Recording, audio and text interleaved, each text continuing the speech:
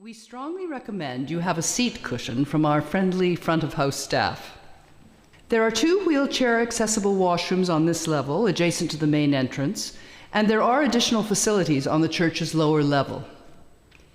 In the highly unlikely event of an emergency, there are exits in each corner of the sanctuary leading to sidewalk, garden, and Highway 10. But please use the highway side doors only in an emergency.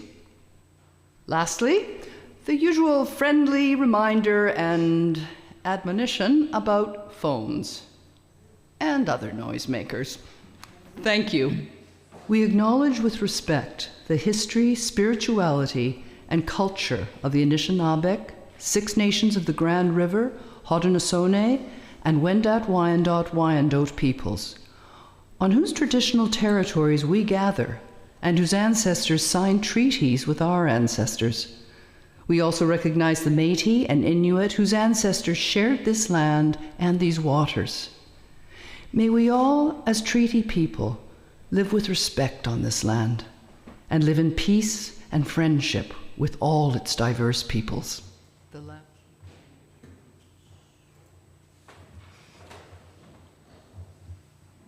Thank you, voiceover lady. And good afternoon, ladies and gentlemen.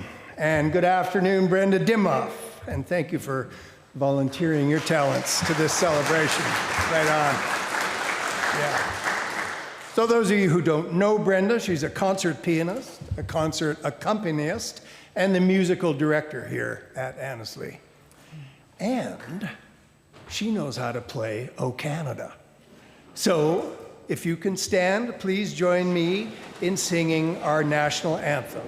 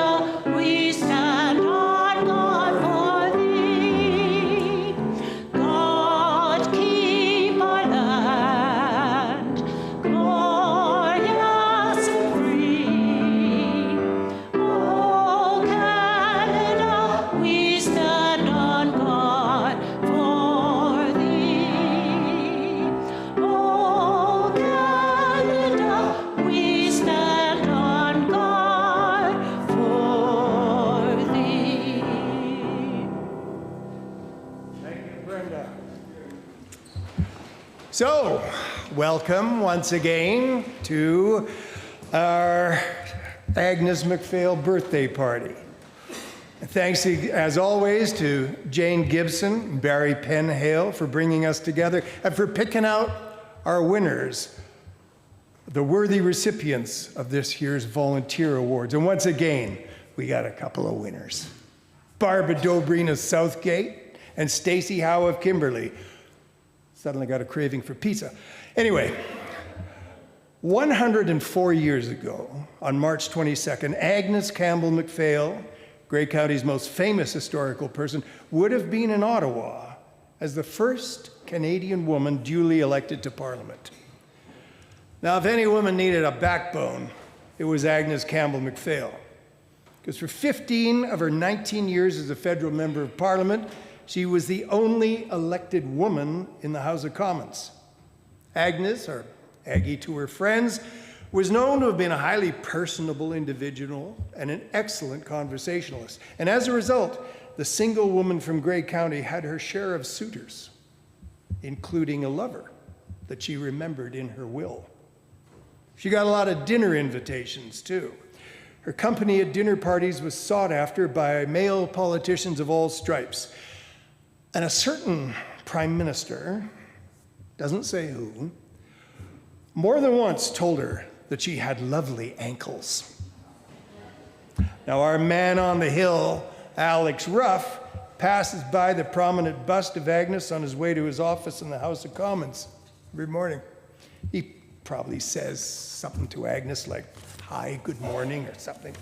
Anyway, Alex couldn't make it here today, but he has sent me a letter, which I will read to you now. It goes like this from Alex Ruff. It is an honor to bring greetings on behalf of the residents of Bruce Grey Owen Sound, although I regret that I am unable to join you in person today. I wish to extend sincere appreciation to the Friends of the Museum and all organizers for presenting this annual tribute to Agnes Macphail. The celebration offered a valuable opportunity to reflect on her extraordinary legacy, one that continues to influence and inspire across Grey County and throughout Canada. Agnes Macphail's journey from rural Grey County to the House of Commons in 1922 remains a remarkable example of courage, determination, and principled public service. Her commitment to fairness, equality, and ensuring that every voice had a place in Canada's national dialogue helped shape the foundation of our modern democracy. I would also like to acknowledge today's speakers. And the community members being recognized for their contributions. Their dedication reflects the enduring spirit of service that Agnes championed, and our communities are indeed stronger for it. Thank you to all those attending and for ensuring that her legacy remains vibrant and remembered. Signed, Alex Ruff, MSc, CD, Member of Parliament, Bruce Grey, Owen Sound. Thanks, Alex. Okay. Also here is the new guy. Although he is not so new. He doesn't look the worse for wear after 1 year at Queen's Park. Will you give a warm welcome to our MPP, Mr. Paul Vickers? Come on up, Paul. Thanks, Jeff, for those kind words. And I know Alex, I was talking to him yesterday. He was disappointed that he couldn't make it out today, but he's on his way back up to Ottawa this afternoon. So I also would like to bring greetings from the province and from the Premier on this very special day. Agnes Macphail's portrait is just outside, down the hall a little bit, and on the one wall, as I enter the one door at Queen's Park, Agnes Macphail's picture is there, and it's a lovely picture. I think it's very close to the one that was on the screen. And when you think about what she had to endure at that time, like it's hard to imagine, what she would have had to have gone through. Not only campaigning here in Grey County in a wintertime elections, but just the pushback. But it just shows the strength and the knowledge and the actual her ability would shine through that much that that people would be more than happy to have her up at Ottawa and also at Queen's Park for one term. So I just want to bring the greetings, and it's a great honor to be here. I also would like to congratulate Barbara and Stacie. Sorry, I don't know Stacie at all, but congratulations on your awards coming here later on this afternoon. So I won't hold the process up any longer, and I may have to cut out sometime during the afternoon's performance. I've got to get my way down to Toronto. But again, it's great that each year we remember Agnes's birthday on this day, and it's great that the committee goes about and does this just to remember the people. Because again, if I can just take a few more minutes, because we have in Ontario the first female speaker is Donna Selke, and it's people like Agnes that really carved the path for all the women to follow her. And Donna's, we're very proud to have Donna as the first female speaker in Queen's Park, and she does an excellent job. So to all the people that went before us and all the ones that are following up, I see some young people here too. So we should be honored to remember Agnes Macphail. So thank you very much.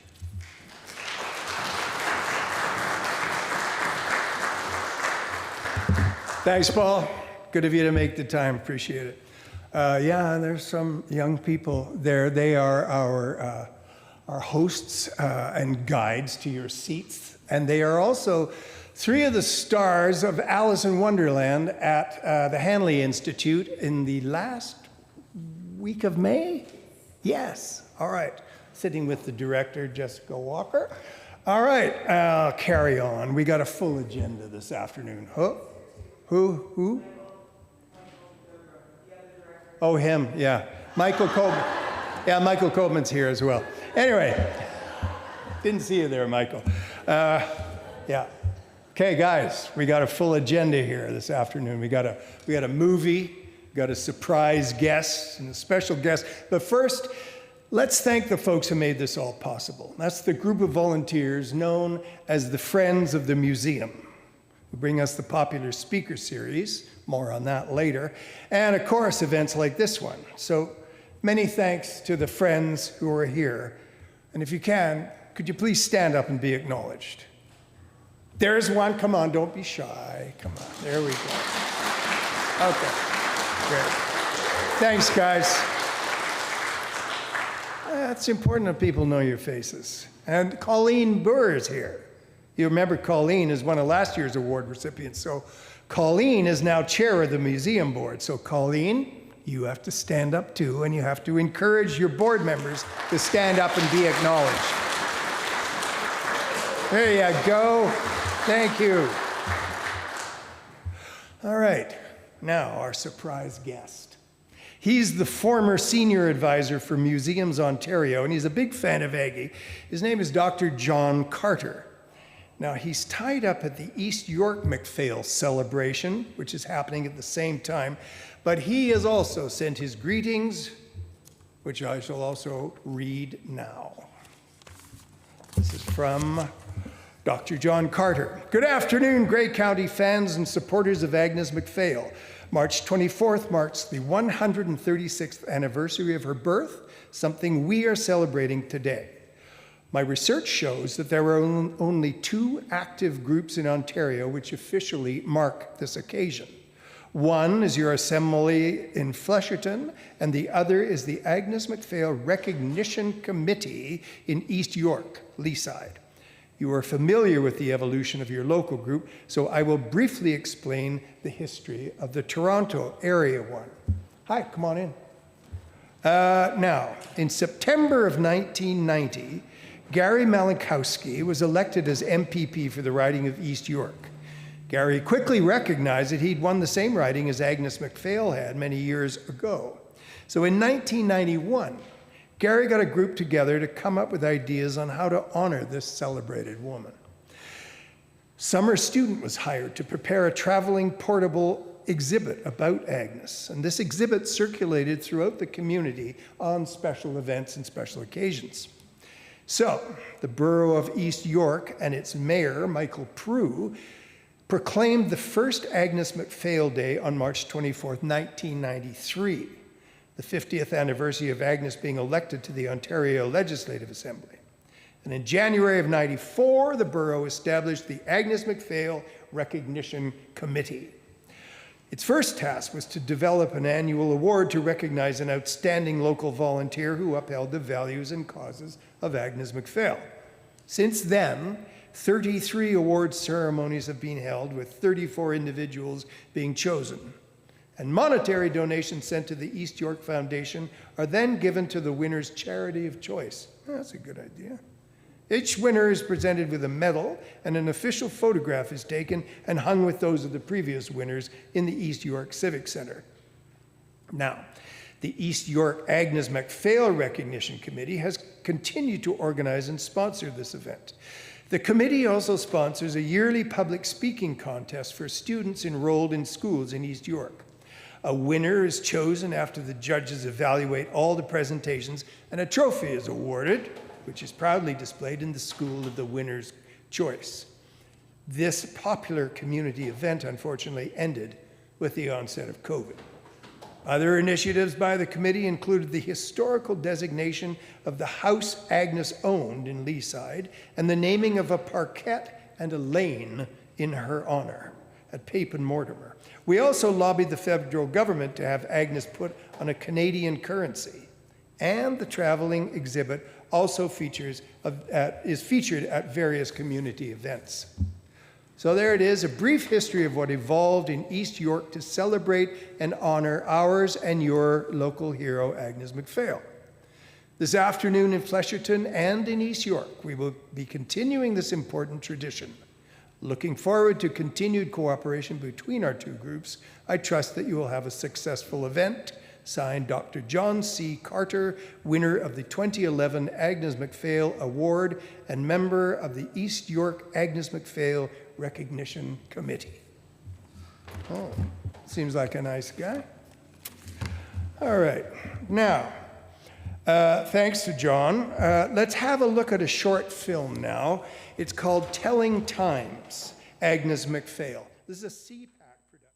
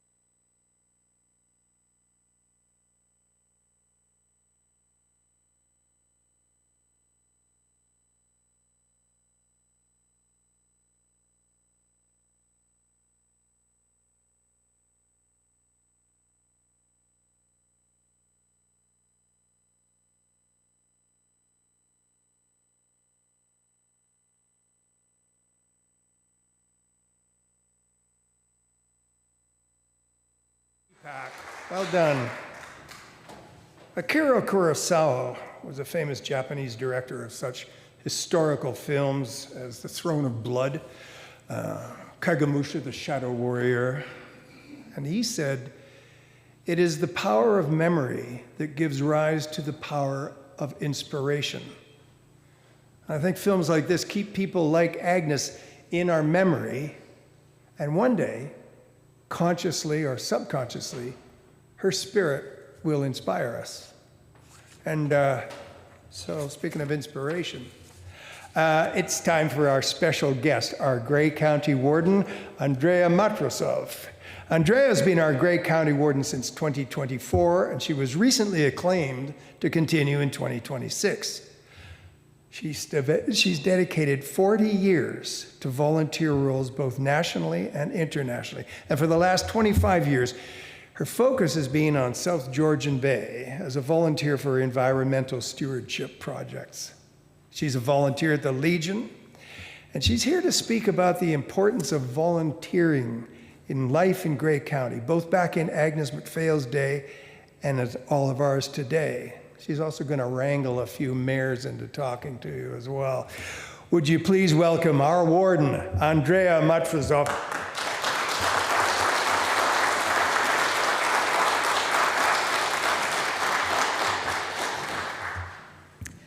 Thank you very much. And my job to bring greetings from the council is very easy today because I'm looking through the room and I'm seeing lots of representation from Grey County Council with us. In fact, I'm seated with 3 past wardens and past warden number 4 over here with Stuart as well. So it is with great honor that I share in these greetings that each and every one of us, because we have Councillor Carleton, Grey County Councillor Carleton is over here, and of course we know that Barbara Dobreen is here and present and will be honored later as well. So it is a pleasure to be in a room that is truly a collective, and certainly this event would not happen without the volunteerism that goes behind it, that brings a group together like this to both celebrate and look forward into what we can do and what we can teach our youth. So if we turn to the keynote focus of volunteerism, but with a focus on youth, I thought to myself, Agnes Macphail, what is it about her and her example that meant that the City of Toronto has an award for volunteerism inspired by her and her causes and her values, as we heard in the presentations? What is it that in her life, beyond the elected roles and beyond all the history that we often associate with Agnes, that makes it part of today's lesson for all of us and inspiration for the future? So this became a rather reflective piece rather than a traditional speech, because I started to dive deeper into Agnes and what I could learn from her in her early days, because it made me think, if we're talking today about what do we do to encourage our youth here in Grey County and elsewhere to take up the arms of volunteerism, what is it about Agnes that draws us to that moment? And so I read through the history and discovered that it's very brief on any recognition of her volunteerism, because there have been so many monumental things that she did in her life, becoming the first female MP and all of the stories that came after that, that tends to be the focus when we read about the history. But I did find a few clues. I felt rather like a detective. The first noticeable moment to me that she was truly engaged in volunteerism was actually her political enlightenment and engagement that began when she was a young school teacher. Because I read about how she was actively joining in, participating in the language and the dialogue that was forming the United Farmers of Ontario and its women's organization, the United Farmers Women of Ontario. And to me, that signaled volunteerism. She would have been dedicated and passionate about helping that party elevate to the status that it was, that would have eventually led to her role as an elected official. I could hear in the history that I read of her about her dedication and passion to bringing the voices of rural Ontario that would have began right here in Grey County to the table to be heard. And to me, I am sure that that launched into what became her political career, that although there was a paycheck attached to all those roles that she earned, no doubt she elevated those roles because she put her heart and her hands and her passion and her volunteerism into going that much further. So let's just take a step back and just think about Agnes Macphail as a youth, as a girl growing up here, right here in Grey County. What is it? What were those steps that led her to take those adult roles? At 14, she graduated, finished her schooling, what would have been normally the end of her schooling, particularly as a young woman. And at 14, she didn't stop there. She pleaded with her parents to carry on and seek further education. But as the times prevailed at that time, that was not an option for her. But she didn't stop there.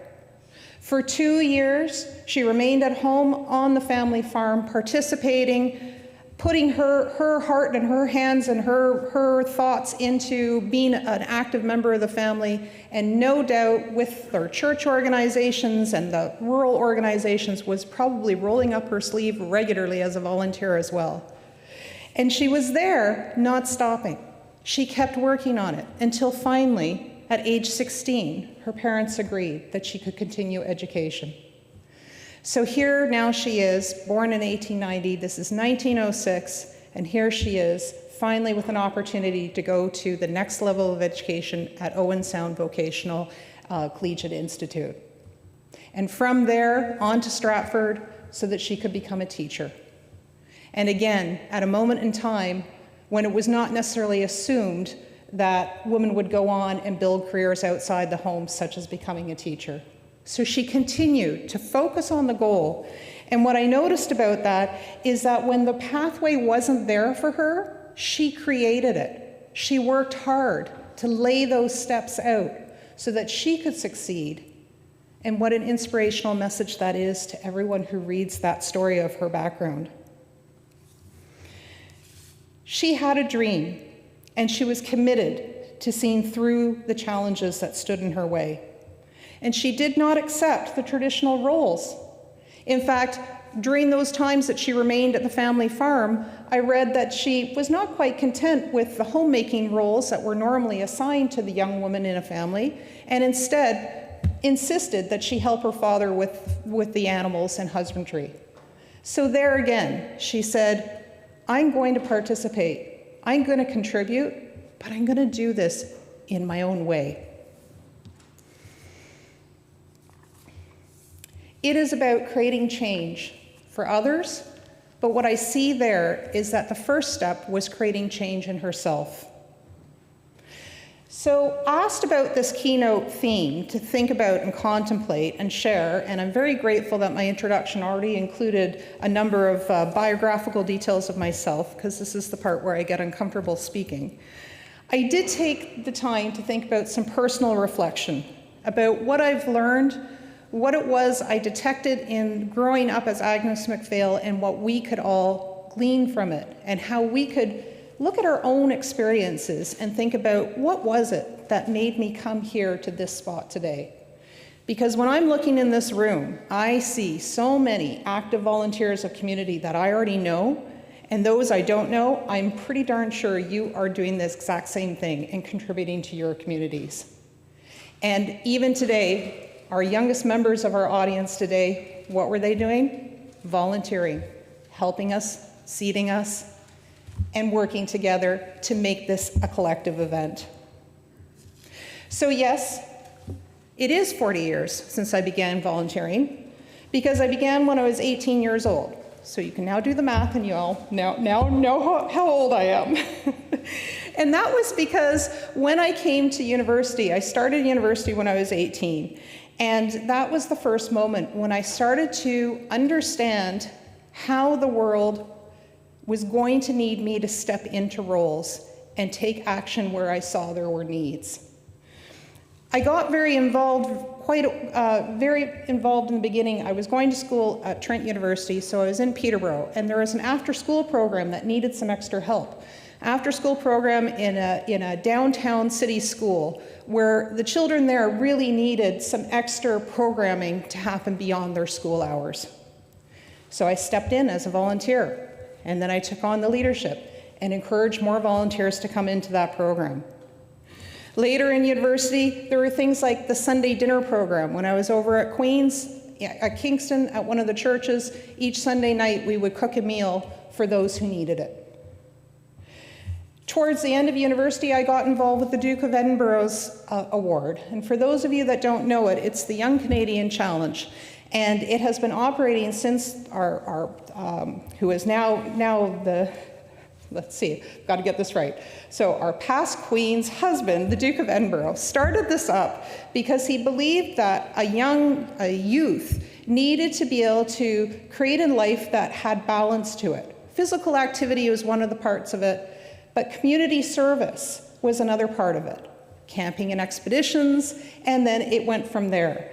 So it was, and developing a skill was the fourth category. So he saw the need that out of those four categories, volunteerism was important. This was before the days of the mandatory 40 hours of service of high school. And I was actually in the tail end of the age range for that award because it went up to age 25 and I was already coming to my final years of university. So that formalized it and said, what's happening here is something that needs to become part of my life. Not something that just gets added on, but something that is at the very heart of what we do. And I'm really preaching to the converted here because, as I said, I see so many volunteers in this community that are sitting right here in these pews today. After university, with a young family, as a beginning, as a teacher, things like it could be varied. It was a tree planting project that happened on the weekend. You know, a once in a while opportunity to come and join in and learn something about how to help the environment.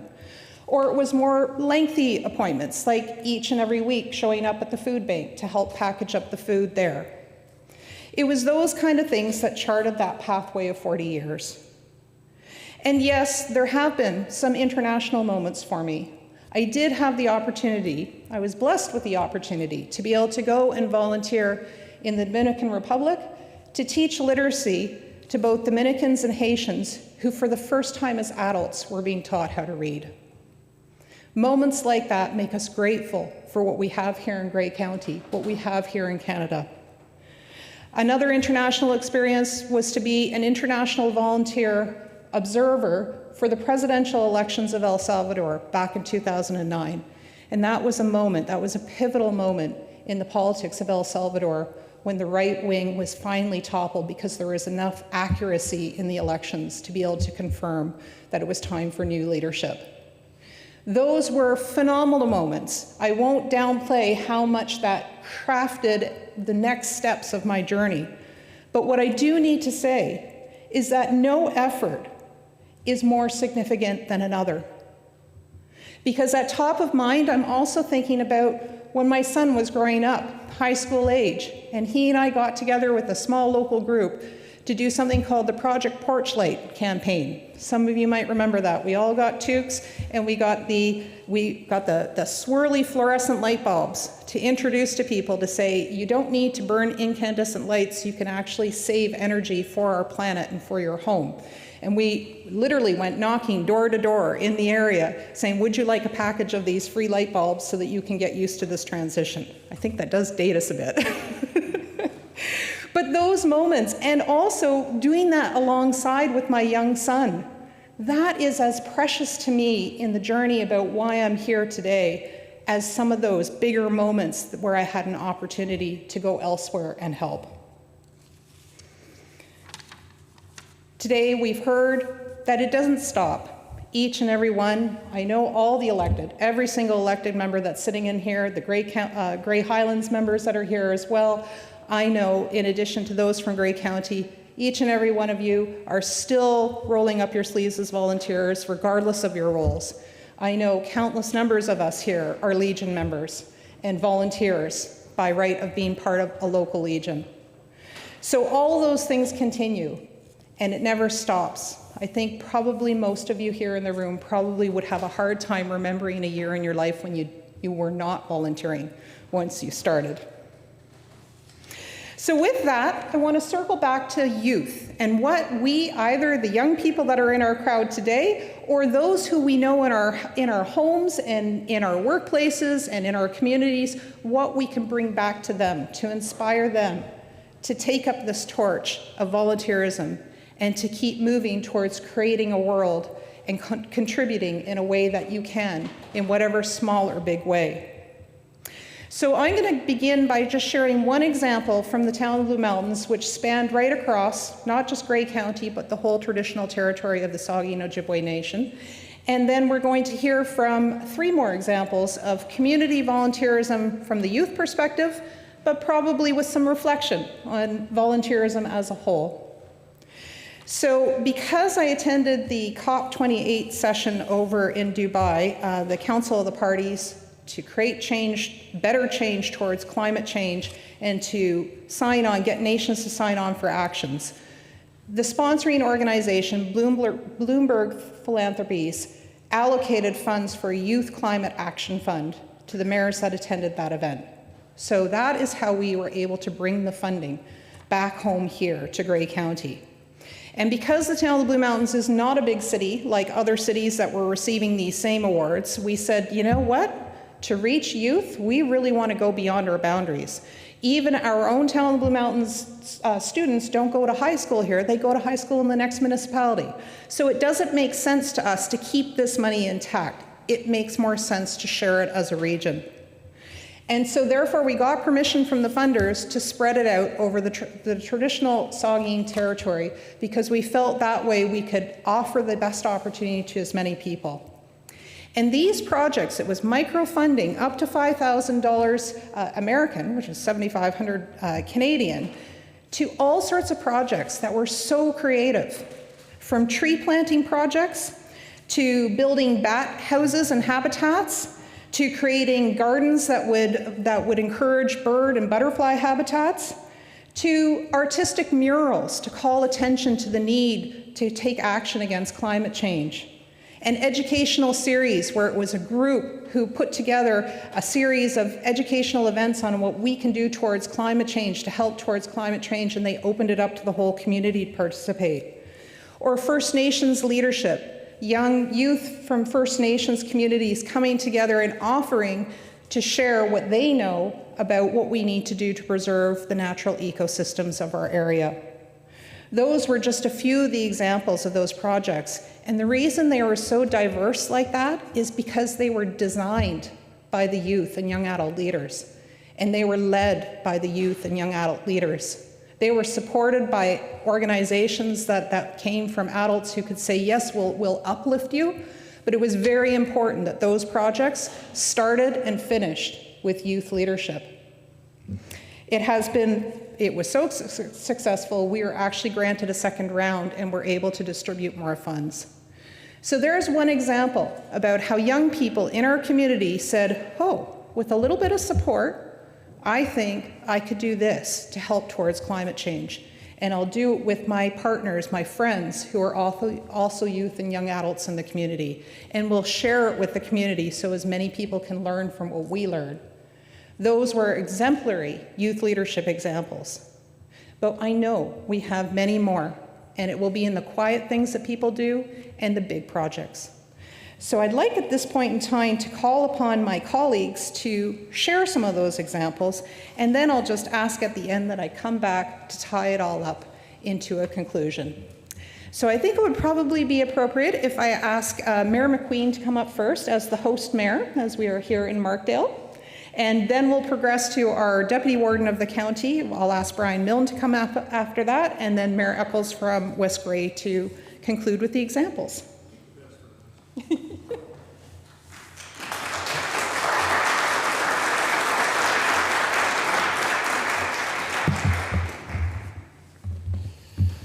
So, Paul, you have to stop in Kimberley for food at Stacie's.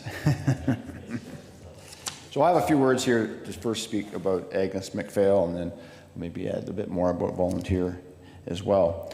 But I do find it interesting that she was born in 1890, the same year as my grandfather, who was in the First World War and was shot and survived, just putting myself in that same time period as Agnes Macphail. So thank you for being here today. It means a great deal to me to stand here as we honor Agnes Macphail and the value she cared so deeply about. Agnes grew up here in Grey County. This place was her home, as we know, and it shaped how she saw the world. She believed in fairness, helping others, and doing your part for your community. And it goes back to the youth. Values that still matter here today. What I admire about Agnes is how much she believed in people, especially young people, as Andrea said as well. She took the time to encourage them, to listen to their ideas, and help them find their voice. She knew that when young people feel supported, they grow into confident leaders who care about others. Agnes also gave her time freely as a volunteer. She did not wait for someone else to step up. She showed up herself. Through her actions, she helped build stronger, kinder communities. She reminds us that even small acts of service can make a big difference. As mayor, I am proud that Agnes Macphail was part of our community, Grey Highlands, back then, Artemisia. Her life shows us that strong communities are built when people care for one another and take responsibility for where they live. Her example is not just something to remember, it is something to carry forward. Today, I invite all of us to continue that spirit. Mentor a young person, volunteer your time, support a local group, or simply lead a hand to a neighbor. These are the same simple actions that Agnes believed could change communities.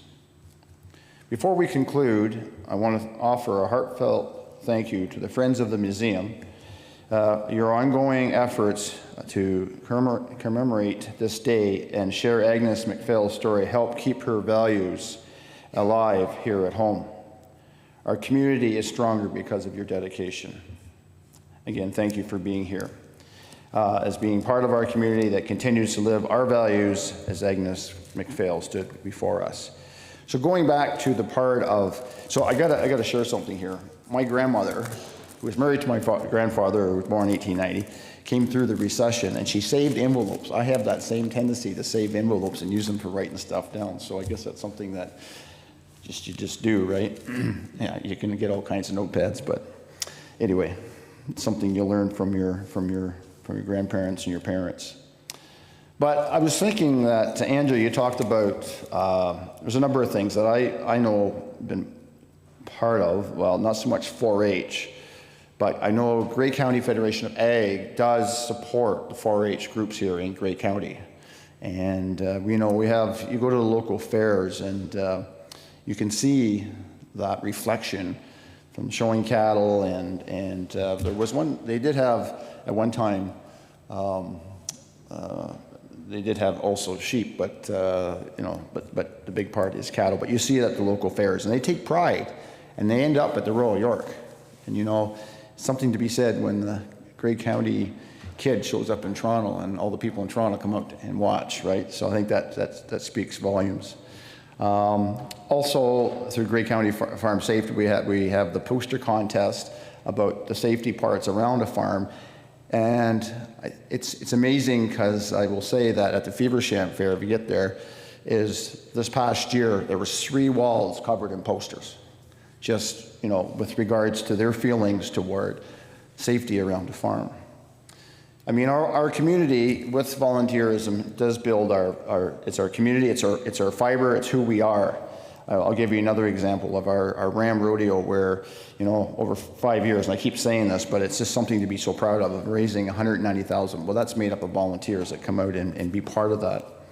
And Andrea, you did also mention about the 40 hours of high school, the volunteer or community service that you have to do. And I think hopefully it's encouraged to the high school kids that it's not something you have to do, but it's something that you want to do. And I think we all, again, goes back to the part of encouraging those that are there to take part in whatever you can to involve them. And I know, Dane, with regards to your service with the Hanley Institute and your kids, that's part of what you're doing as well, and others. I was sort of wrapping up.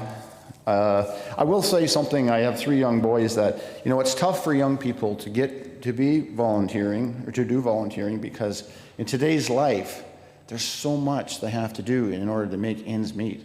Young people themselves, and whether they got children in hockey or other sports or whatever, it's tough. But thank goodness, and I want to put this out there that as you get into your senior years, and I know I see a lot more people give back, and that's probably when they have the time to do that. And again, thank you for doing that.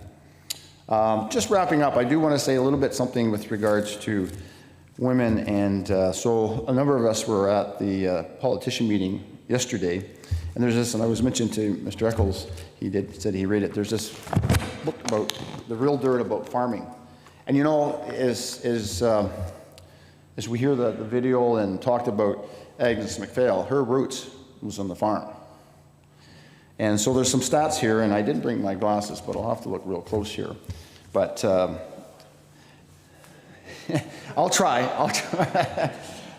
I think one place you lost your glasses, and I offered, yeah. Oh, that just makes things so much better. So here's some stats. In 1921, the number of female farmers in Canada increased for the first time in 30 years. According to the latest Census of Agriculture data, almost 80,000, or 30% of Canada's farmers are women, which compares to 28.7% in 2016 and 25% in 1996. And it's entirely because more women are deciding to farm on their own instead of together with the family or the business of partners, with women in Alberta, Saskatchewan, who raise cattle or grow grains, and oilseeds leading the way. However, almost half of Canada's female farmers also work outside of the farm to supplement their income, with 57.7% of them spending 30 hours or more off the farm. I think that's an interesting point to note. I will say probably in most part, and I look at my wife who's on the farm as a partner on our farm as well. So there's more than just 30% of, in the industry, there's a lot more, but it goes back to that part of where, the roots, and I think the roots of volunteerism comes from that farm fabric as well. Just one other note, BC, Alberta, and Ontario have the highest number of female farmers, but it's in the north where women make up the highest proportion of farmers, 43.3%. Sheep and goat farms are most likely to be run by a female farmer. Various women in agriculture, including female farmers, have been inducted into the Canadian Agricultural Hall of Fame for their outstanding contributions to this sector. So I just wanted to put that a little bit in there because, again, this comes from the real dirt of farming, and it all goes back, I feel, to what Agnes, who she was, and those are pretty good. So I just want to say that keep doing what you're doing, and it's a great day to reflect on all that great work that she has done and all the women and volunteers here today. So thank you.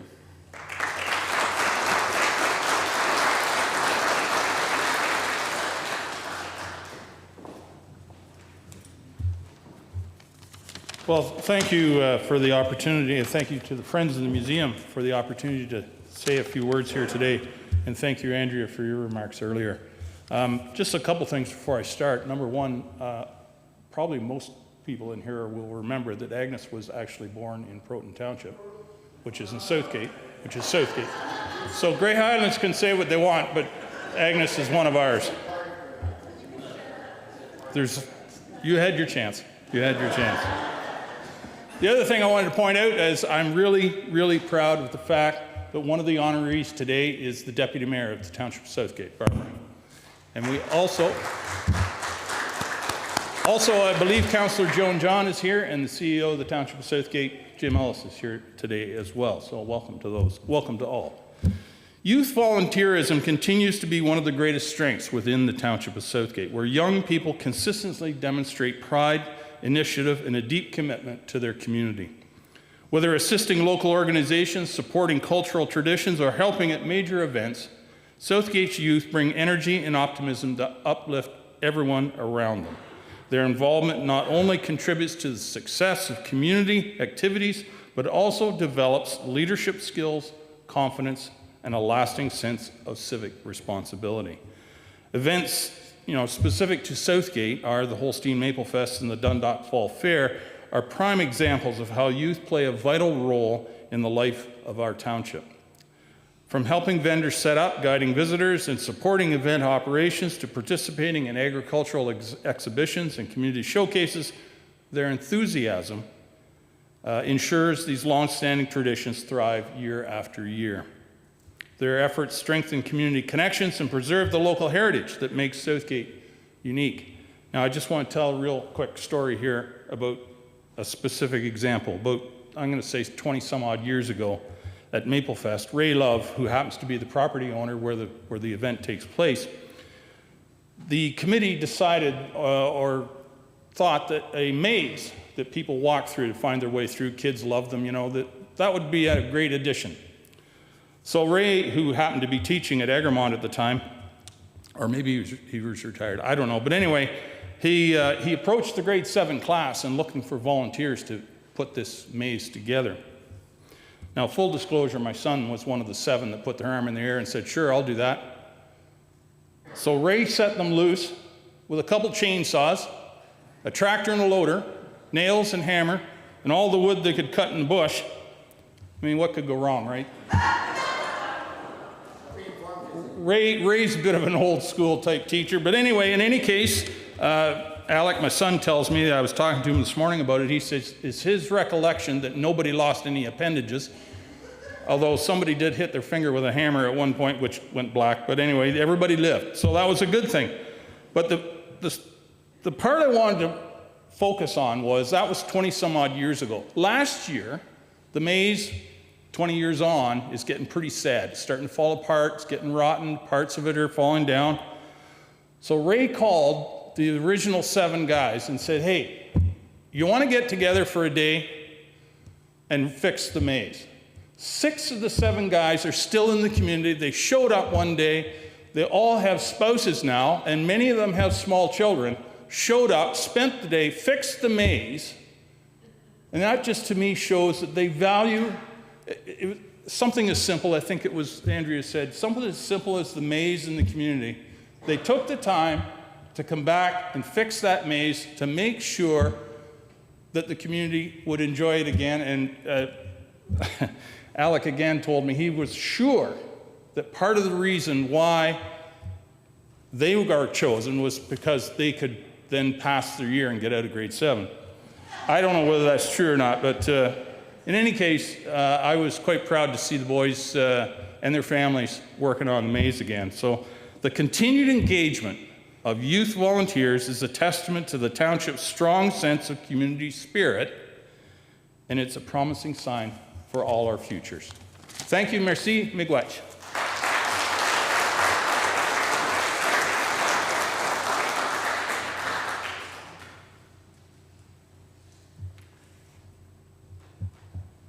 I'm sorry. I don't have any envelopes. I don't have written notes. So this is going to be right off the cuff. And that usually scares people. Always a great pleasure to be here to celebrate and remember Agnes Macphail. I've been in politics since 2000. Yeah, I took a 4-year leave of absence there for a little bit, but since 2000 I've been in. I've met an astronomical number of people, elected officials, and it's always been about, more the bantering back and forth, the social aspect of political life that I've really enjoyed.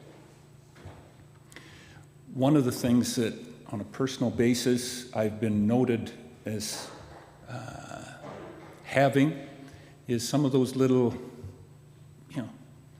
off the cuff little digs. Every once in a while I'll say that, somebody back there knows what I'm talking about. I've given you one too, have I?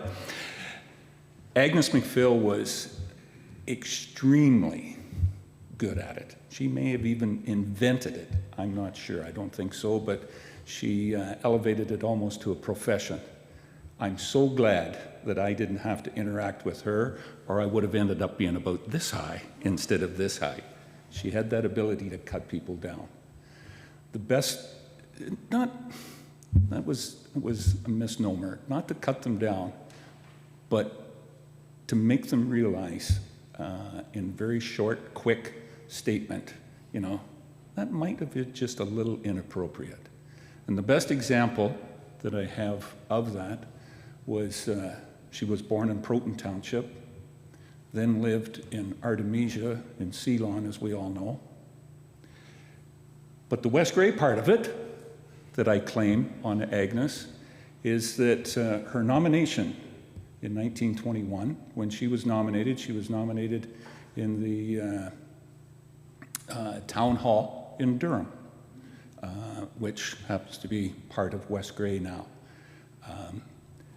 It wasn't at that meeting, but it was at one of her nominations, whether it was the second one or third one.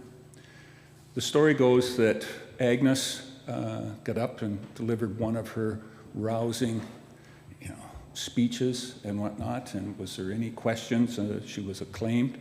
Was there any questions from anybody? And a gentleman, I'll use that word, stood up. And the first thing I'd like to say, don't you wish that you were a man?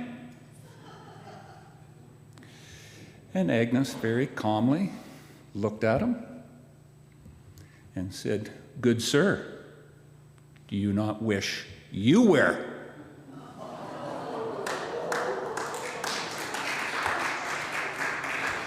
The story goes that the gentleman stood up, picked up his hat, put it on, and walked out the door and never bothered coming back.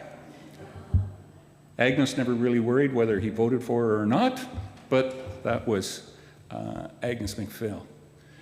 I had the pleasure many times to sit and talk and converse with one of Agnes's mentors, or mentored individuals. My uncle, I think a few of you will know, was Farquhar Oliver, who sat in the House, Queen's Park, for 46 years. Have you got 46 years, Paul? Yeah. Uncle Farquhar went in, I believe he was 22 at the time. He's Mr. Millen's uncle as well, too. And as I said, sat for 46 years. And I had the opportunity to sit and many stories. And it was because of Agnes that she recruited, when she was a federal MP, recruited my uncle to sit to run provincially. And that's how he got in. But it was in that vein of volunteerism that we, as a community, can look back to Agnes and say, that's what you did. Agnes didn't wait for somebody or didn't get it to be done. She voluntarily went out and started recruiting. And it wasn't just in that, it had started earlier, because she had started so many of what we have in our communities, volunteer groups. Women's Institute was one of the things that she was extremely involved in. She had a debating club from part of her schooling, but when she became MPP, on the building of the community, and it was some of the things. That's where my uncle, Farquhar, and Aggie, she noticed him and the potential, and she mentored him continuously from that. But in today's, I think where I'm going with this, is we have to, as community leaders, Barb, Paul, Andrea, Brian, Paul, Joan, Sue, I think as community leaders, to give back to our communities that volunteerism, that encouragement of volunteerism. We can't let it just be organically. It's got to be something that is driven. And I feel that we're negatively saying that children aren't volunteering anymore, or the youth aren't volunteering anymore. Yes, they are. We've just got to recognize it.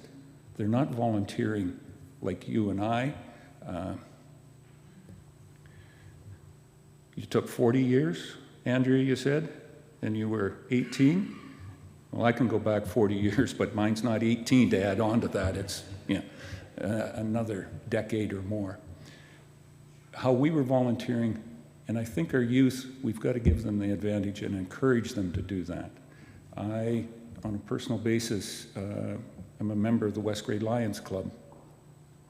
And yes, the age of the club, the median age is probably into 5 decades, 6 decades, but we've been very advantageous of having 3 individuals just in the last year that are under 25 that have joined our Lions Club to volunteer within the community.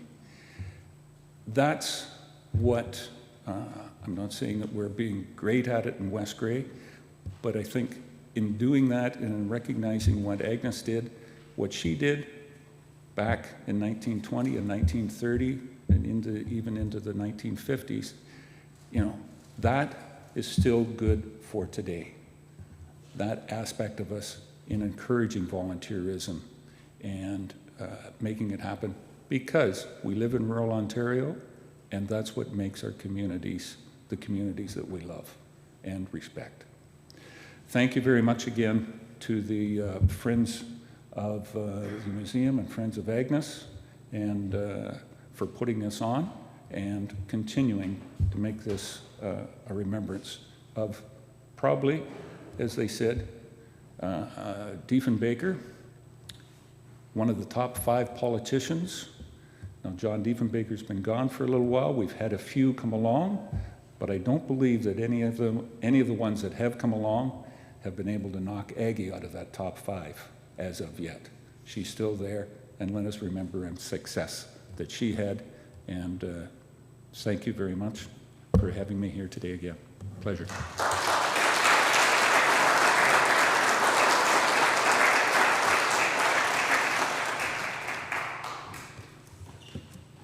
This is the kind of speaking I love to do, when it's done in conjunction as a collective of thoughts and reflections, all coming together with stellar examples of youth and volunteerism in our communities. So what have we learned from both Agnes and these examples that we've heard today, and what we even see happening right here in this moment, this event? I have made a few reflective notes, and I squished a few into the margins that I heard as the 3 of you were speaking, and we'll try to make sure that I can read my writing as we work through here. The first one is to try. If we're talking to youth about how to get involved in volunteering, the first word is just go ahead and try. What will probably happen, as Mayor McQueen said, beyond the 40 hours of high school, no doubt you're going to keep doing more, because it is contagious. When you start to realize how you can be a small part of a bigger piece of a puzzle to help people in a community, it feels good to be part of that.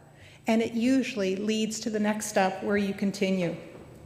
In fact, I'm having trouble thinking at the moment of a Grey Highlands event that I have not been to, where our Grey County Councillor, Dane Nielsen, also your Deputy Mayor, is not there with a huge smile on his face, with his kids in tow and his wife, saying, so glad you're here, this is a great event. Why is it a great event? Because there are people like Dane's family, generations, all pitching in to make these events happen. So encourage people just to get out there and probably they will encourage themselves to continue. And what we learned from Agnes is create a path. If you don't see one, if you don't see how you fit into a traditional role of volunteering, look and see what you might do to create your own pathway. We heard that from Mayor Eccles' example about, the traditional models of service groups like Lions Club aren't necessarily going to be what our young people are looking for today, but it doesn't mean that they're not gathering in groups and they're not standing behind something that they believe in. I have seen groups of youth come and make deputations to our Blue Mountains Council because they informally came together on something that was important to them, and they spent the time preparing themselves to make a presentation to help make a change in the community. And I would say, from what we also heard too from our speakers today, honor the ebbs and flows of your life. I think it was Councillor McQueen, or Mayor McQueen, I think it was you who mentioned how our young people today, my own children in their 30s, their lives are stressful. They are trying to make their ends meet in ways that we never imagined would be the predicament that they'd be in. So be gentle with yourself. If you are in a position in life right now where you just can't do as much as the next person can, that's okay. Give yourself that space, because at some point in time, the experience that you are living in your life will be helpful to somebody else. And it may take some time, but you will find a way to share what you've grown through with someone else. Challenge yourself to find those roles to make a difference in other people's lives. And don't be limited by the existing challenges, as we learned from Agnes Macphail. When they said you can't go on in education, she didn't stop there. She kept working, she kept proving her point, and that was probably the first molds that would turn her into somebody that would found the Elizabeth Fry Society.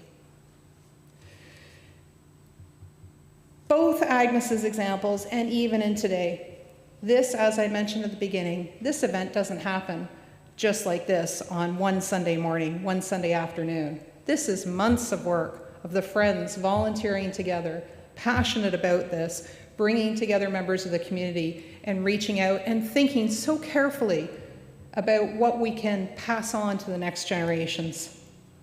So we had so many examples come from our there used to be on there the 3 logos of the 3 towns that have all been dueling to make sure that we're aware that Agnes made a difference and started here in Grey County in each and every one of those. And there is volunteerism happening all around in a community 100 years later from where she began. It might be that you join groups that are already together. It might be that you informally come together on a particular passion or project. All of it recognizes volunteerism in the community.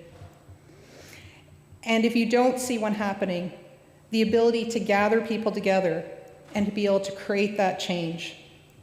Whether it's a big movement or a small change. We are about to hear 2 examples of that in the next part of the presentation today.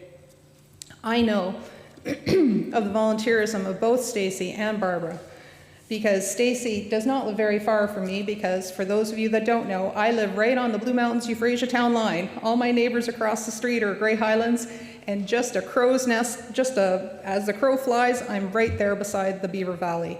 And I have attended events that Stacie has helped organize, and I know she'll be the first person to say, I didn't do that by myself. I did that with a group of people that helped make it happen. So we are going to honor that leadership today.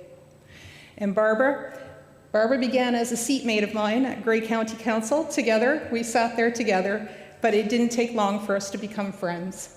And as we became friends, I got to know more about her and about her passions and her life.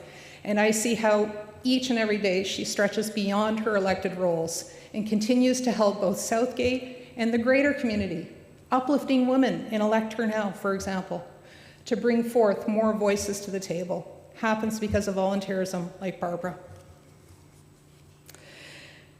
So in conclusion, think of the voices that are not heard, and think of the needs that are not met. Look for ways to help. Join others or blaze a trail. Whatever you do, Do it with your head, heart, and your hands. Thank you. Merci. Miigwech.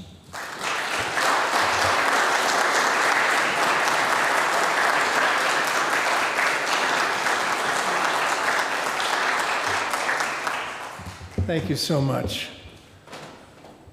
I was listening to you all, and it struck me how nice you all are. You're nice, you're good people. Maybe it's because I was listening to Pam Bondi on the way over here. But it dawned on me, all of you, you're very nice people. We're very lucky to have so many counselors who care so much about the communities that they're in, and the friends, and Colleen. It's a good feeling here today, and I'm really thankful to you all. But anyway, let's get to the big stuff. This year's local women who have been singled out for the Volunteerism Award. That's Stacie Howe and Barbara Dobreen. So, let's start with you, Stacie. Okay, young Stacie Harder grew up in Niagara-on-the-Lake in peach-growing neighborhood. Her early teen years were spent working in orchards, barns, packing peaches. But in high school, she got a job at the Virgil Variety Store under the watchful eye of Mr. Cohn, the owner. Now, he taught her to always keep the counter clean, address people by name, and count up for the change. To quote Stacie, "Little did I know I was being trained for a career in a general store." In 2007, Stacie began hiking the Beaver Valley with a longtime friend. And after getting lost on the back roads one beautiful August day, she found Kimberly. She started hiking the Kimberly Trail. And by spring, she'd moved into a small cabin right in Kimberly. And 2 years later, a former store came up for sale. The building was structurally sound and it resonated with history. And her parents helped. They pitched in. They're here today, are they not? There's your dad, and there's your mom. Hey, yeah, you're up next. Okay, her parents pitched in. Her dad built shelving, and her mom helped organize what would be sold in the shop.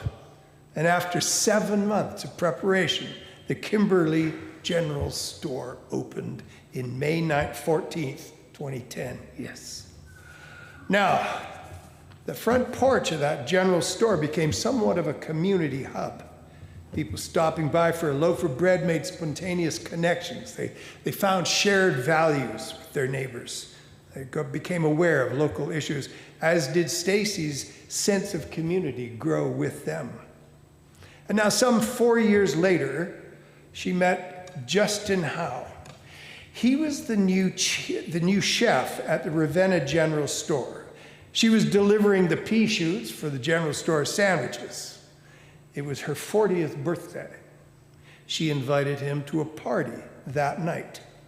7 months later, they were married. That same month, they built a wood-fired oven. They started making pizzas on Fridays. God, I remember that.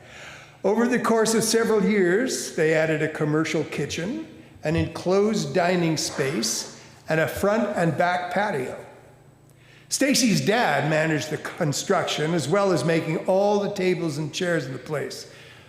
And when COVID hit, dear little Kimberly kind of experienced a massive influx of tourism to the Beaver Valley, and development pressures at Talisman threatened to alter the unique rural character of that valley.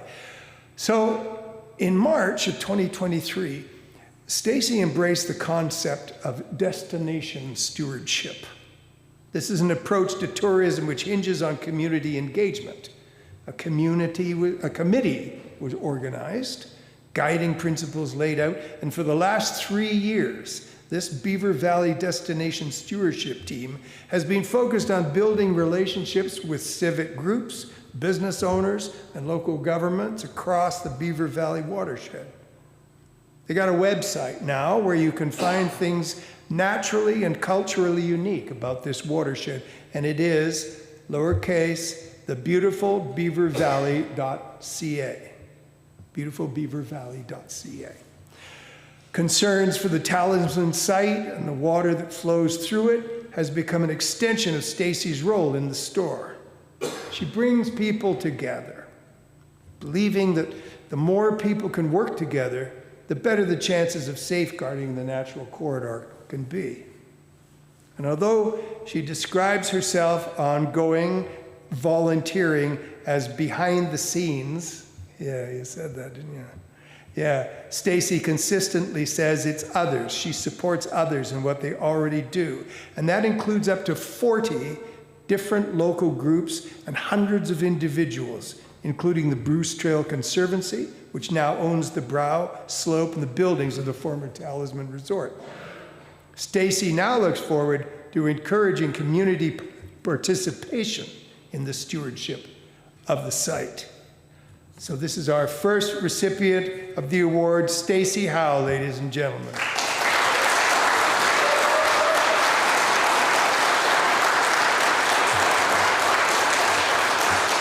Well done. And now to Barbara Dobreen. Barbara was born in Halifax to Toronto-born parents, and from the age of 7, she considered Mississauga her home when her father was transferred to the Malton area, Mississauga, by his employer, RCA Victor. So naturally, I guess, music was a big part of life for Barbara and her older brother and sisters.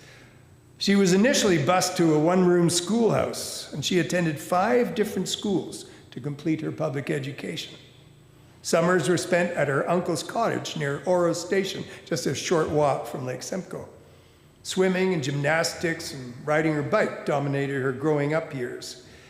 And while her father was a thoughtful, quiet person with a quick wit, it was her mother's influence that shaped Barbara's character development and fostered an energetic spirit, a closeness to family and friends, involvement with the church choir, and a dedication to volunteering.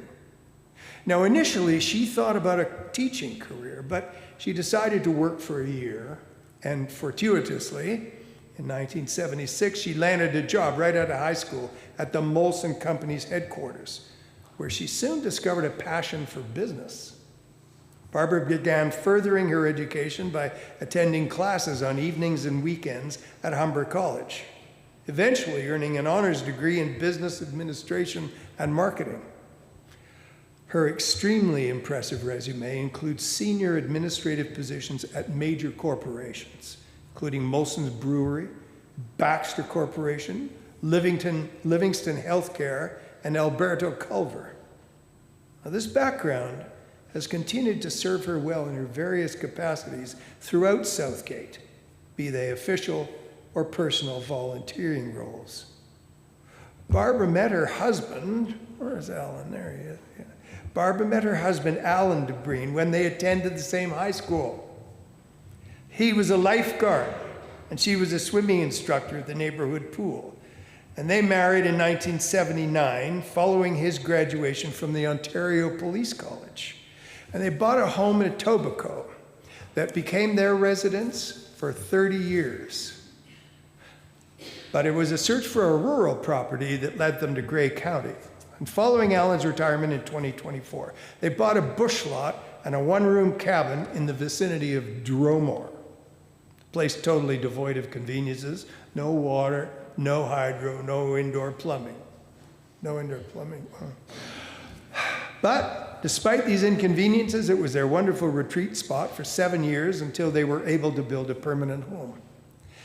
And their new life up here found Barbara involved locally with the Dundalk Little Theatre, followed by the position of chair of the Dundalk Old Town Hall Task Force in 2013, when the township was compelled to close the theatre, unfortunately. Though not politically inclined, Barbara often found herself speaking before council, particularly on the subject of wind turbines. It was an election year. Barbara was encouraged by several council members to think seriously about running in the next local election. And Barbara will tell you, politics was never on my radar. But 5 months into the nomination period, after Barbara had done her research, she submitted her nomination papers. In 2014, she was elected as a councillor, re-elected in 2018, and in 2022, elected Deputy Mayor, Township of Southgate. But it's not so much impressive political credentials that finds Barbara Dobreen being honored here today. Rather, it's her ongoing community involvement, and we have chosen to recognize Barbara for this. Barbara is a passionate and active community volunteer who serves as a secretary for the nonprofit Friends of the Dundalk Library, continues to be a keen supporter of a number of local community groups, particularly youth groups and seniors groups. How fitting it is to close with Barbara's own words. Advocating and being a champion for our residents and volunteers has been more than I could hope for. Barbara Dobreen, ladies and gentlemen.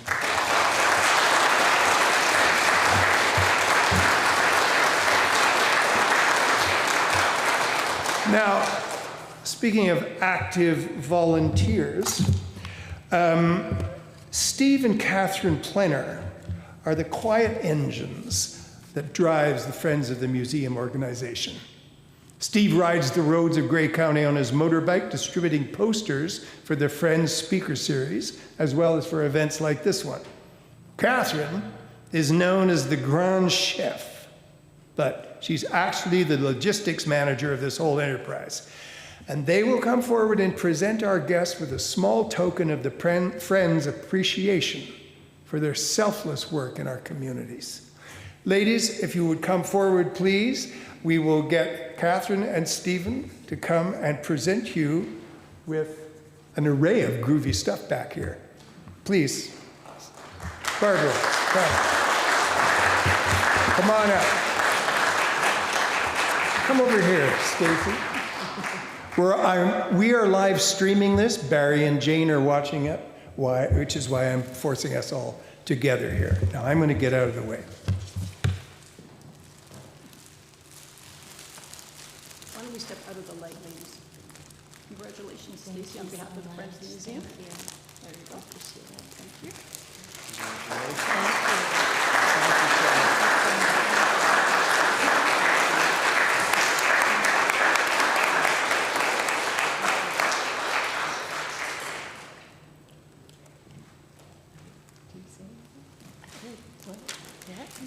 Is that okay? Yes, please. Thank you, Jeff. Okay. I don't have notes, so I won't be long. But I do want to acknowledge how honored I am to be here today. Thank you, Barry and Jane. If you're here, I don't see you, but appreciate this very much, and everybody from the Friends of the Museum. Thank you, Stuart. It's an honor to be here with Barbara as well. I know she means a lot to the community. And it's an honor that all of you have come here today as well. I'm so glad my parents made it. My mom and dad from Niagara. It's quite a trip for my mom. Thank you. My husband Justin, I appreciate you coming today. And I appreciate that all of you came, that you showed up here today. Showing up here is one thing, but I know you're here today because you show up all the time for things that matter to you. So I want to acknowledge that. All the work that this community does, it's an incredible place. You guys showed up for municipal council. You've showed up for safety issues. You've showed up for the Rocky Saugeen. I saw Chris Wren come in. You showed up for Talisman over the years. You guys show up for a lot of stuff, and I want to thank you. It's what makes this place incredible. If I can speak to volunteerism for a minute, if that's okay. There's a couple things that make it special for me, that motivate me. The first is that I love this place, and to me that gives me a sense of responsibility. And the second is that I love working with my friends, and that brings me a sense of joy.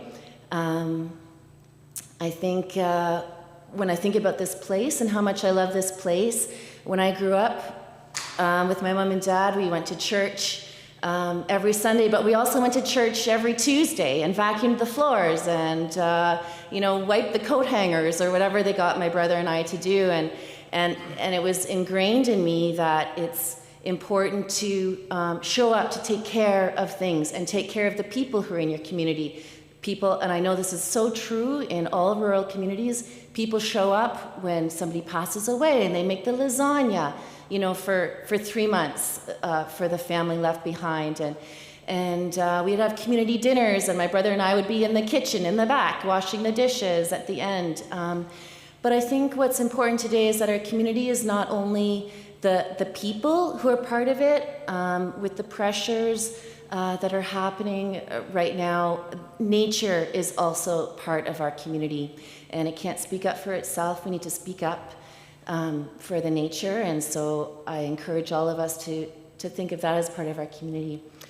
And the second part of it, in addition to that sense of responsibility to our community, the second is that I do genuinely find joy in working with my friends.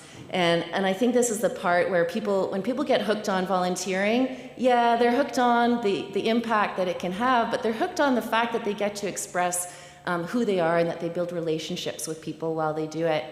And I would like to highlight, if I can, for a moment, a couple of the people that I've worked with in the past 3 years who are here today in most part. Kate Russell, she's sitting here in the front. Thank you, Kate. Kate knows how to throw a party. So she will physically write the invitation, she sets the table, she bakes the carrot cake, and she makes sure that people know where to find the cups in the cupboard. So, quite literally, Kate sets the table, but she sets it figuratively as well. She sets the table for the community where all people in the community are invited. That's municipal government, that's community groups, that's every individual, no matter what kind of walk of life you're from, no matter what you do for a living, you're part of this place and you're invited to the table that Kate sets. The second person who is also here, I saw her walk in, is Heather Reed. Heather talks often, where are you, Heather? Thank you. Heather talks often about using our heads, hearts, and hands when we come together. And I've known Heather for 3 years now. She showed up at the first event that we had 3 years ago when Jonathan Turtelot came. And Heather just walked away at the end of that and she said, I'm so inspired. I want to be part of this. And in the 3 years that I've been working with Heather, and it's her story to tell, but she reflects on how doing this work has changed her as a person. And I think that is what volunteering does to us as well, is that when we really put our heads, our hearts, and our hands behind what we do with others, it has an incredible impact, not on the community that we're working with, but also on ourselves personally. And that is a huge joy. And the third person who is also here today, Rob Leverty in the back. Truly an honor to be able to work with Rob and his wife Annie. Rob brings decades of history. He was around when the Niagara Escarpment Plan was put into place, and he was a force, him and the other people that he was volunteering with at that time. Herman McConnell, he tells incredible stories. What Rob does is he constantly reminds us how special this place is.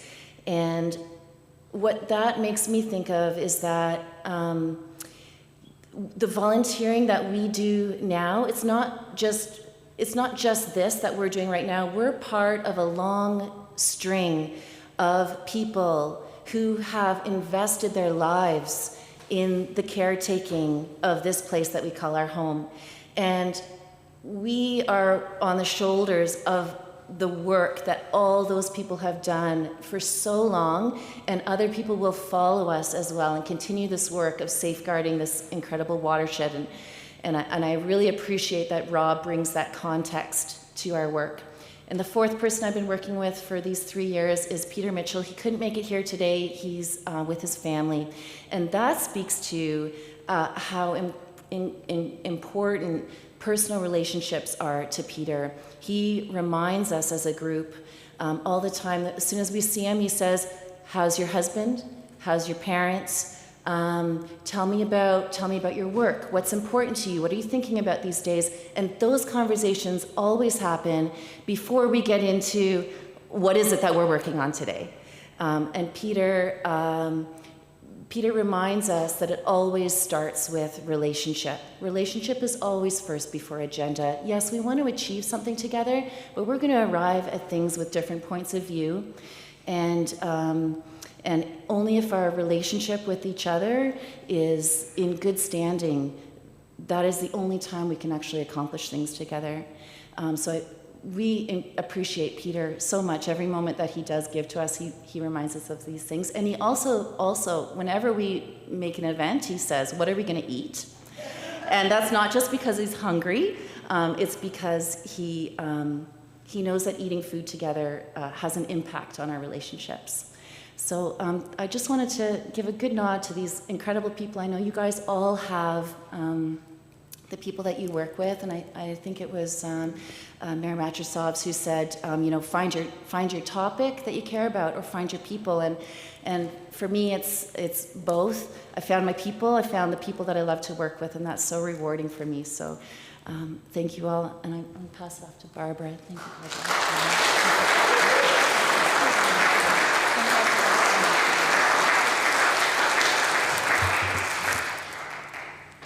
I don't know what else I could say that Stacie hasn't already said. To add a word to Andrea Matrosovs, the word try, but one of the words that I follow is say yes. Just say yes, because you'll be surprised at just how wonderful the experience will be and the people that you will meet and get to work with along the way. I'm not as eloquent as Stacie. I did make notes because I know that I would get too nervous and forget. But thank you so much for this honor. Agnes Macphail was not just a trailblazer in Grey County, but our province, our country, and her legacy lives on in inspiring political people, women and other people to follow in her footsteps. To be honored as part of her birthday celebration is something that's going to stay with me for a very long time. But it feels especially fitting that her birthday is in March, and we celebrate International Women's Day. That speaks volumes as to the meaning for International Women's Day, that Agnes represents exactly what it stood for: courage, persistence, and the willingness to stand up for others. When I portrayed Agnes in the Voice of the River play last year, I discovered something in common with Agnes. And it was that her advocacy and commitment was not about personal recognition, but about the recognition of others and making sure that all voices were elevated and had an opportunity to be heard. I've never felt at ease accepting accolades for the work that I do. I volunteer for a lot of organizations because it's easy for me to show up and lend a hand. Whether it's the Optimist Club in Holstein, Junction Community Initiatives in Dundalk, the Ag Society, supporting others who are doing the work every day. And I play a small role.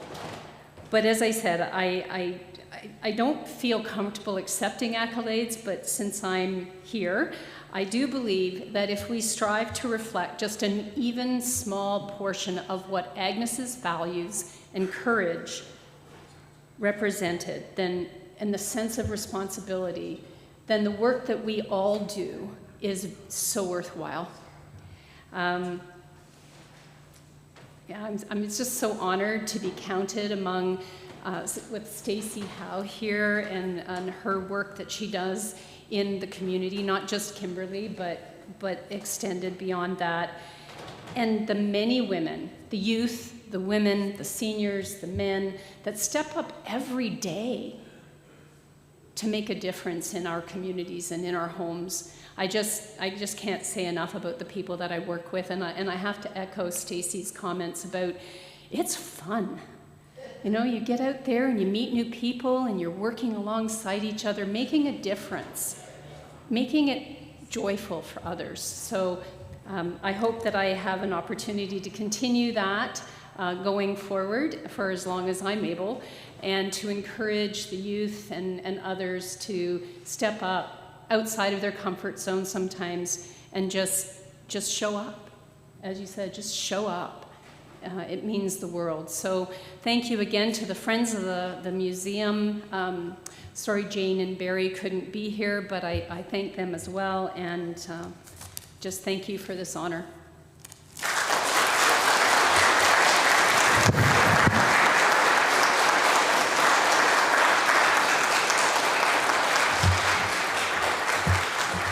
Yeah. See what I mean? Just nice people.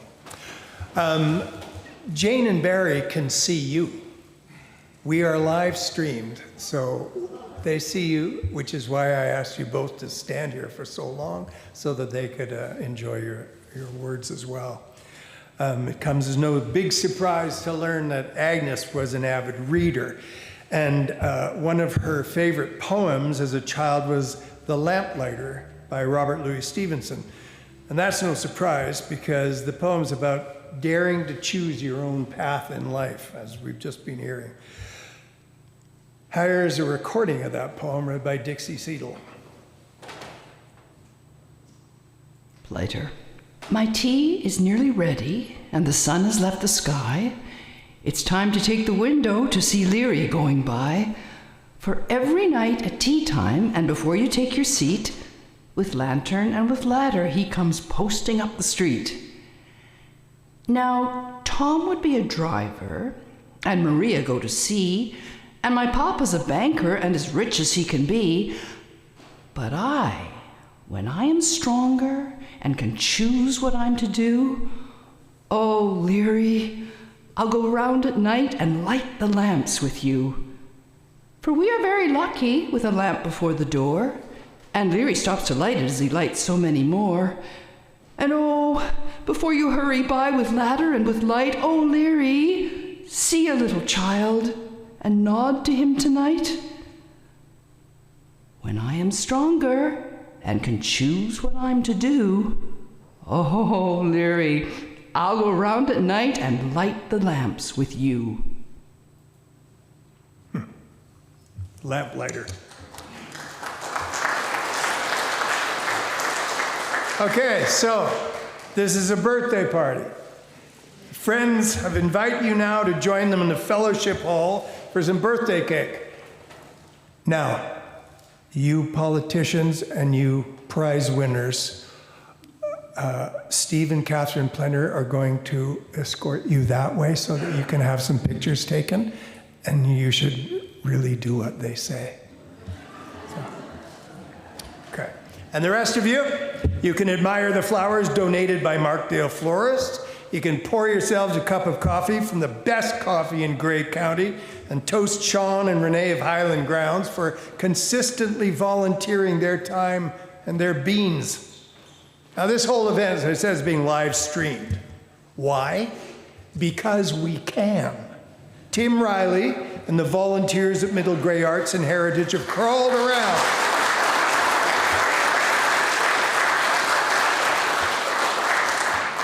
He's so shy up there. Anyway, we've crawled around under the pews and over the pulpit to wire this church for sound and light, capable of streaming weddings, funerals, recitals, lectures, and all in real time. Tim's up in the balcony, so give him a shout on your way out if you want. And come on back, Thursday, April 9th at 7 p.m., because it's the first in the Friends Speaker Series this season. And the famous outdoorsman Hap Wilson is going to speak again about ecotourism and the ecotourism lodge that he runs with his wife in Temagami. Is it eco or echo? I don't know. Anyway, you'll find all that information on the ubiquitous posters designed by the still bald but cancer-free Ron Barnett.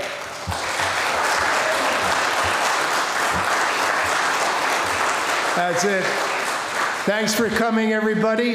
Elbows up, but not when you're driving. Safe home.